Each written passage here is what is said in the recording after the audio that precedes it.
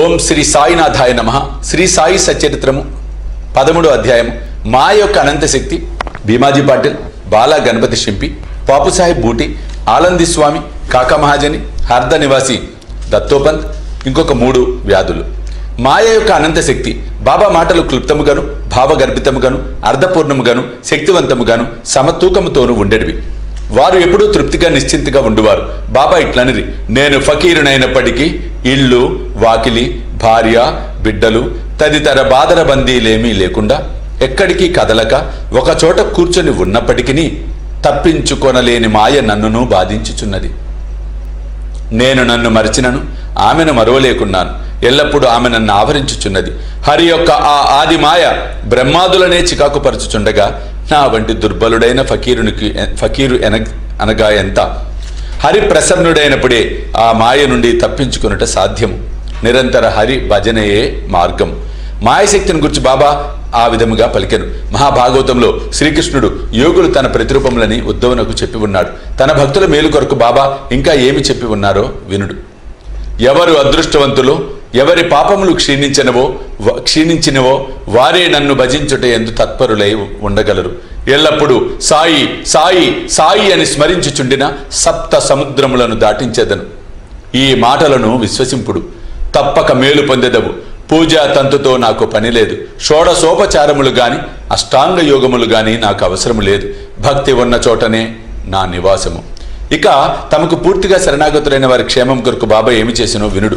భీమాజీ పాటిల్, పూనా జిల్లా జున్నూరు తాలూకా నారాయణగాం వాస్తవుడు భీమాజీ పాటిల్ 1909వ సంవత్సరంలో తీవ్రమైన ఊపిరితిత్తుల రుగ్మతకు గురైను. తుదకది క్షయగా మారెను. అన్ని రకముల ఔషధములు వాడెను, కానీ ప్రయోజనం లేదు. ఇక ఆశలన్నీ వదులుకొని, భగవంతుడా ఇక నీవే దిక్కు, నన్ను కాపాడు అని ప్రార్థించెను.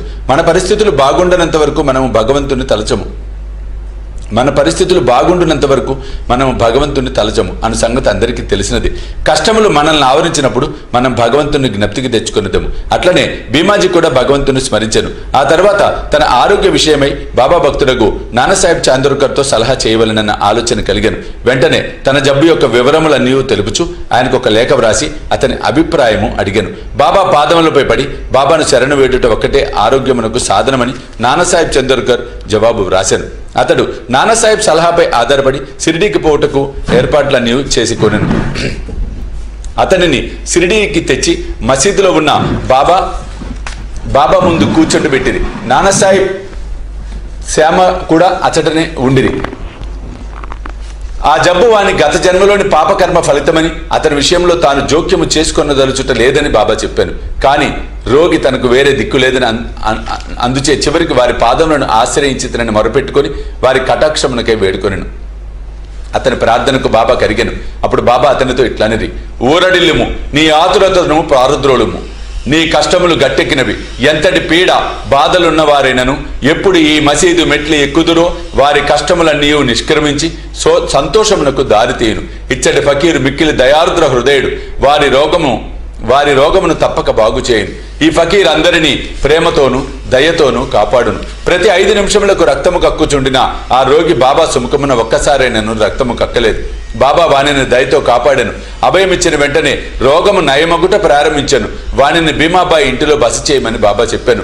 భీమాజీ వంటి రోగికి ఆ ఇల్లు అంత సదుపాయమైనది కాదు, ఆరోగ్యమైనది కాదు.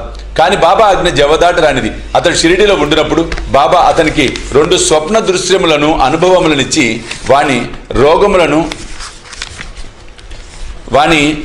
రోగమును కుదిర్చాను. మొదటి స్వప్నంలో పాఠశాల విద్యార్థిగా పద్యములు కంఠోపాఠం చేయకుండాచే క్లాసు ఉపాధ్యాయుడు దెబ్బలు కొట్టినట్టు కనిపించాను. రెండో స్వప్నంలో వాని చేతిపై పెద్ద బండను వేచి క్రిందకు మీదకు త్రోడిచే మిక్కిలి బాధను అనుభవించాను. స్వప్నంలో పడిన ఈ బాధలతో వాని జబ్బు నయమై వాడి ఇంటికి పోయాను. ఆ తర్వాత అప్పుడప్పుడు షిరిడీకి వచ్చిచుండెను. బాబా తనకు చేసిన మేలును జ్ఞప్తిని ఉంచుకొని బాబా పాదములపై సాష్టాంగ నమస్కారములు చేయుచుండెను.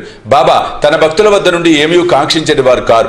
వారికి కావలసినదేమన్నా భక్తులు తాము పొందిన మేలును జ్ఞప్తిని ఉంచుకొని అచంచలమైన నమ్మకమును భక్తిను కలిగి ఉండుటే. మహారాష్ట్ర దేశంలో నెలకొకసారి గాని పక్షమునకొకసారి గాని ఇండ్లలో సత్యనారాయణ వ్రతం చేయడం సంప్రదాయం. కానీ భీమాజీ పాటిల్ ఆ సత్యనారాయణ వ్రతమునకు మారుగా కొత్తగా సాయి సత్య వ్రతమున తన ఊరు చేరిన వెంటనే ప్రారంభించాను. బాలా గణపతి షింపి. బాలా గణపతి అనువాడు బాబా భక్తుడు. అతడు ఒకసారి మలేరియా జబ్బుచే మిగిలి బాధపడుచుండెను. అన్ని రకముల ఔషధములు కషాయములు పుచ్చుకొనెను, కానీ నిష్ప్రయోజనమయ్యెను. జ్వరము కొంచెమైనా తగ్గలేదు. షిరిడి పరిగెత్తెను. బాబా పాదములపై పడెను. బాబా వానికి లక్ష్మీ మందిరం ముందరమున్న నల్ల కుక్కకు పెరుగన్నం కలిపి పెట్టుమని చెప్పాను. ఈ వింత రోగ నివారణోపాయం ఎట్లు నెరవేర్చవలెనో బాలాకు తెలియకుండాను ఇంటికి పోగా అచ్చట అన్నము పెరుగు సిద్ధముగా ఉండుట చూచాను. రెంటిని కలిపి లక్ష్మీ మందిరం వద్దకు తెచ్చాను. అచ్చటొక నల్లని కుక్క తోక ఆడించుకొనుచు కనిపించెను. పెరుగన్నము కుక్క ముందర పెట్టాను. కుక్క దానిని తినెను. అంతటితో బాలగణపతి మలేరియా జబ్బు శాశ్వతముగా పోయాను. బాపు సాహెబ్ బూటి. ఒకానొకప్పుడు బాపు సాహెబ్ బూటి జగట విరోచనములతో వమనములతో బాధపడుచుండెను. అతని అలమరా నిండా మంచి మంచి మందులుండెను, కానీ అవేమీ గుణమివ్వలేదు. విరేచనము వల్లను వమనముల వల్లను బాపు సాహెబ్ బాగా నీరసించెను. అందుచే దర్శనముకై మసీదు కూడా రాలేకపోయాను. బాబా అతనిని మసీదుకు రమ్మని కబురు పంపి అతడు రాగానే తన ముందు కూర్చుండబెట్టుకొని తమ వేలును చూపుడు వేలును ఆడించుచు, జాగ్రత్త, నీవింక విరేచనం చేయకూడదు, వమనము ఆగవలెను అనెను. బాబా మాటల సత్వమును గనుడు. వెంటనే ఆ 2 వ్యాధులు పారిపోయాను. బూటి జబ్బు కుదిరెను. ఇంకొకప్పుడు బూటికి కలరా సోకెను. తీవ్రమైన దప్పికతో బాధపడుచుండెను. డాక్టర్ పిళ్ళయ్యను వైద్యుడు అన్ని ఔషధములను ప్రయత్నించాను, కానీ రోగము కుదరలేదు. బాబు సాహెబ్ అప్పుడప్పుడు బాబా వద్దకు వెళ్ళి ఏ ఔషధము పుచ్చుకొనినచో తన దాహము పోయి జబ్బు కుదురునని అడిగాను. బాదం పప్పు, పిస్తా, అక్రోట్ నానబెట్టి పాలు చక్కెరలో ఉడికించి పుచ్చుకొనినచో రోగము కుదురునని బాబా చెప్పాను. ఇది జబ్బును మరింత హెచ్చించునని ఏ డాక్టరు చెప్పును, కానీ ఏ డాక్టర్ అయినను చెప్పును. కానీ బాబు సాహెబ్ బాబా ఆజ్ఞను శిరసావహించను. పాలతో తయారు చేసి దానిని సేవించను. విచిత్రముగా రోగము వెంటనే కుదిరెను. ఆలంది స్వామి. ఆలంది నుండి ఒక సన్యాసి బాబా దర్శనముకే షిరిడి వచ్చాను. అతనికి చెవుపోటు ఎక్కువగా ఉండి నిద్ర పట్టలేదు. శస్త్రచికిత్స కూడా చేయించుకున్నాను, కానీ వ్యాధి నయం కాలేదు. బాధ ఎక్కువగా ఉండెను. ఏమి చేయుటకు తోచుకుండెను. తిరిగి పోవునప్పుడు బాబా దర్శనముకే వచ్చాను. అతని చెవుపోటు తగ్గుటకు ఏదైనా చేయమని శ్యామ ఆ సన్యాసి తరపున బాబాను వేడుకొనెను. బాబా అతన్ని ఇట్లా ఆశీర్వదించను. అల్లా అచ్చా కరేగా. ఆ సన్యాసి పూనా చేరి 1 వారము పిమ్మట షిరిడికి ఉత్తరము వ్రాసెను. ఆ ఉత్తరములో తన చెవిపోటు తగ్గిననియు, కానీ ఇంకనూ వాపు తగ్గలేదని వ్రాసెను. వాపు పోగొట్టుకున్నట్టుకై శస్త్రచికిత్స చేయించుకున్న వలన అని బొంబాయి వెళ్ళాను. డాక్టర్లు చెవి పరీక్ష చేసి శస్త్రచికిత్స అవసరం లేదని చెప్పిరి. బాబా వాక్కుకున్న శక్తి అంత అద్భుతం.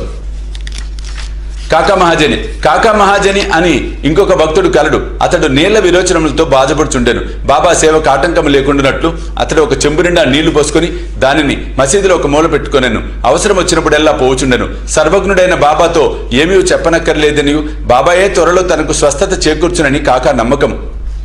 మసీదు ముందర రాళ్ల తాపన చేయుటకు బాబా సమ్మతించెను. కావున పని ప్రారంభమయ్యను. వెంటనే బాబా కోపోద్దితుడై బిగ్గరగా అరిచెను. అందరూ పరిగెత్తుకుని పారిపోయిరి. కాకా కూడా పరుగుడ మొదలెడెను. కాని బాబా అతన్ని పట్టుకొని అచ్చట కూర్చుండబెట్టెను. ఆ సందడిలో ఎవరో వేరుశనగ పప్పుతో ఉన్న సంచిని అచ్చట విడిచి పారిపోయిరి. బాబా ఒక పిడికెడు శనగపప్పులు తీసి చేతితో నలిపి పొట్టును ఊది వచ్చి శుభ్రమైన పప్పును కాకాకిచ్చి తినమనెను. తిట్టుట, శుభ్రపరచుట, తినుట ఒకేసారి జరుగుచుండెను. బాబా కొంత పప్పును తినెను. సంచి ఉత్తది కాగానే నీళ్లు తీసుకురమ్మని బాబా కాకాను ఆజ్ఞాపించాను. కాకా కొండతో నీళ్లు తెచ్చాను. బాబా కొన్ని నీరు తాగి కాకాను కూడా త్రాగుమనెను. అప్పుడు బాబా ఇట్లు అనెను, నీ నీళ్ల విరోచనములు ఆగిపోయినవి. ఇప్పుడు నీవు రాళ్ల తాపన చేయు పనిని చూసుకోవచ్చు. అంతలో పారిపోయిన వారందరూ తిరిగి మసీదు చేరిరి. పని ప్రారంభింపబడెను. విరోచనములు ఆగిపోవడిచే కాకా కూడా వారితో కలిసెను. నీళ్ల విరోచనములకు వేరుశనగపప్పు ఔషధమా? వైద్య శాస్త్ర ప్రకారము వేరుశనగపప్పు విరోచనములను హెచ్చించును, కానీ తగ్గించలేదు. ఇందు నిజమైన ఔషధం బాబా యొక్క వాక్యే. హార్దా నివాసి దత్తోపంత్ హార్దా గ్రామ నివాసి. అతడు కడుపు నొప్పితో 14 సంవత్సరములు బాధపడెను. ఏ ఔషధము వానికి గుణము ఇవ్వలేదు. అతడు బాబా కీర్తి వినెను. వారు జబ్బులను దృష్టి చేతనే బాగు చేసేదన్న సంగతి తెలుసుకొని షిరిడీకి పోయి బాబా పాదములపై పడెను. బాబా అతనిని దయాదృష్టితో ఆశీర్వదించెను. బాబా అతని తలపై తమ హస్తమును ఉంచి ఊది ప్రసాదమును ఆశీర్వదించగానే అతనికి గుణము ఇచ్చెను. ఆ జబ్బు వలన తిరిగి అతడు ఎన్నడూ బాధపడలేదు. ఇంకొక 3 వ్యాధులు మాధవరావు దేశపాండే మూల వ్యాధితో బాధపడెను. సోనాముఖి కషాయమును బాబా వానికి ఇచ్చెను. అది వానికి గుణమిచ్చెను. 2 సంవత్సరముల పిమ్మట జబ్బు తిరగదోడెను. మాధవరావు ఇదే కషాయమును బాబా ఆజ్ఞ లేకుండా పుచ్చుకొనెను. కాని వ్యాధి అధికమాయెను. తిరిగి బాబా ఆశీర్వాదంతో నయమయ్యను. కాకమాజని అన్నగారైన గంగాధర పంతు అనేక సంవత్సరములు కడుపు నొప్పితో బాధపడెను. బాబా కీర్తి విని సిరిడి వచ్చెను. కడుపు నొప్పి బాగు చేయమని బాబాను వేడెను. బాబా వాని కడుపును తమ హస్తంతో స్పృశించి భగవంతుడే బాగు చేయగలడులే అనెను. అప్పటి నుండి అతని కడుపు నొప్పి తగ్గి పూర్తిగా వ్యాధి తగ్గి పూర్తిగా నయమైంది. ఒకప్పుడు నానాసాహెబ్ చందోర్కర్ కడుపు నొప్పితో మిగులు బాధపడెను. ఒకనాడు రాత్రింబవళ్ళు ఆ బాధతో సతమతమయ్యాను. డాక్టర్లు మందులు ఇంజక్షన్లు ఇచ్చిరి, కానీ అవి ఫలించలేదు. అప్పుడు అతడు బాబా వద్దకు వచ్చాను. బాబా ఆశీర్వదించెను. వెంటనే అతని జబ్బు పూర్తిగా తొలగిపోయింది. ఈ కథలను నిరూపించినదేమనా, అన్ని వ్యాధులు బాగోగుటకు అసలైన ఔషధము బాబా యొక్క వాక్కు ఆశీర్వాదములు మాత్రమే కాని ఔషధములు కావు. 13వ అధ్యాయం సంపూర్ణము. సద్గురు శ్రీ సాయినాథ అర్పణమస్తు. శుభం భవతు.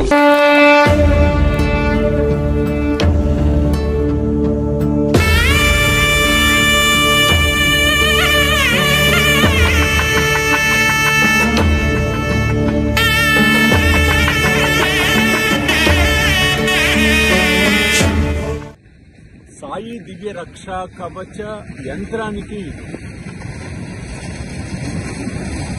స్వర్ణ కవచం, స్వర్ణ తాపడం మనం చేయించబోతూ ఉన్నాం. ఆ సముద్రంలో